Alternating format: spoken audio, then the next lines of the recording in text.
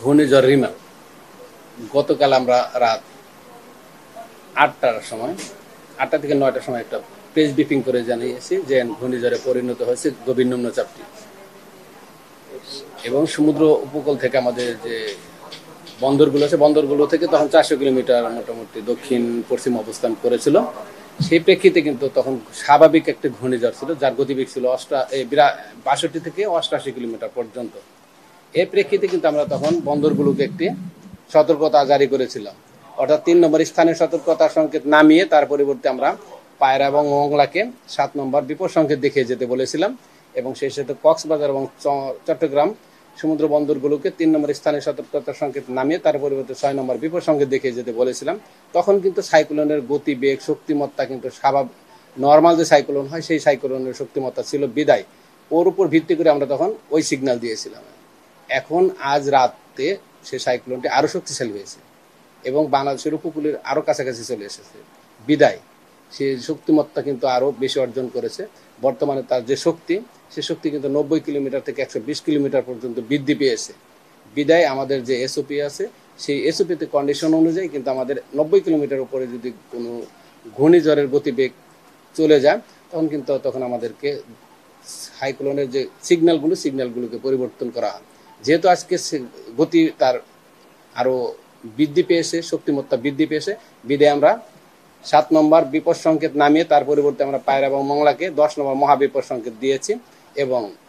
চট্টগ্রাম এবং কক্সবাজার সমুদ্র বন্দরগুলোকে আমরা 6 নম্বর বিপদ সংকেত নামিয়ে তার পরিবর্তে 9 নম্বর মহাবিপদ সংকেত দেখিয়ে যেতে বলেছি এবং আজ দুপুর নাগাদ সে তার পেরিফেরিয়াল অংশ তার বর্ধিত অংশ তার সামনের যে অংশগুলো সে কিন্তু উপকূলীয় অঞ্চলগুলোতে তার সে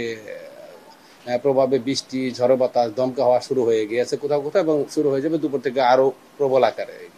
এবং আজ সন্ধ্যা থেকে মধ্যরাতের মধ্যে তার যে মূল যে তার কেন্দ্র সেই কেন্দ্র কিন্তু বাংলাদেশের উপকূল অতিক্রম করার সম্ভাবনা আছে। আমরা যে ট্র্যাক দিয়েছি তার পথটা কোন দিকে দিয়েছি সে অনুযায়ী কিন্তু ভারতের পশ্চিমবঙ্গের যে সাগর আইল্যান্ড সে সাগর আইল্যান্ড থেকে বাংলাদেশের যে খেপুপাড়া এই যে মাঝখান দিয়ে যে দুইটি অঞ্চলের মাঝখান দিয়ে যে এইখান দিয়ে সে তার পথ এখন পর্যন্ত যে তার গতিপথ এখন পর্যন্ত সেই দিকে যাওয়ার সম্ভাবনা রয়েছে। রিমাল কিন্তু এখনো সে সিভিয়ার সাইক্লোন হিসেবে আছে, সিভিয়ার সাইক্লোনের পরে ভেরি সিভিয়ার সাইক্লোন হয় তারপরে সুপার সাইক্লোন হয় মানে কিন্তু সিডোর কিন্তু আমাদের সুপার সাইক্লোন চলে গিয়েছিল এবং সে ও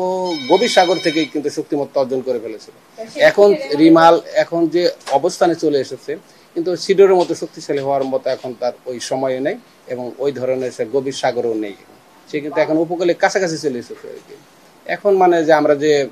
তাকে যে ক্রাইটেরিয়ার মধ্যে ফেলেছি সে এই ক্রাইটেরিয়াই আপাতত এখন পর্যন্ত তার যে গতিপথ বা তার যে শক্তিমত্তা এই হিসেবে সে উপকূল অতিক্রম করার সম্ভাবনা বেশি। ঢাকা থেকে যদি আমরা ওই দূরত্ব ধরতে যাই প্রায় 600 কিলোমিটার দূরে রয়েছে তারপরেও কিন্তু সে ঢাকার আকাশকে মেঘে আচ্ছন্ন করে ফেলছে। যত দিন যাবে সে কিন্তু আমাদের দিকে আগাচ্ছে, যত সময় যাবে যত মানে 1 ঘন্টায় প্রতি ঘন্টায় যদি 12 কিলোমিটার 15 কিলোমিটার বেগে সে আগায় তাহলে দেখা যাচ্ছে সে তার যে শক্তিমত্তা তার যে মেঘের যে অংশটা সে অংশ কিন্তু আমাদের এলাকার দিকে আস্তে আস্তে বৃদ্ধি পেতে থাকবে। এখান থেকে সে বাতাসের স্পিড বাড়তে থাকবে আস্তে আস্তে এবং বৃষ্টিপাতের প্রবণতা আস্তে আস্তে বাড়তে থাকবে।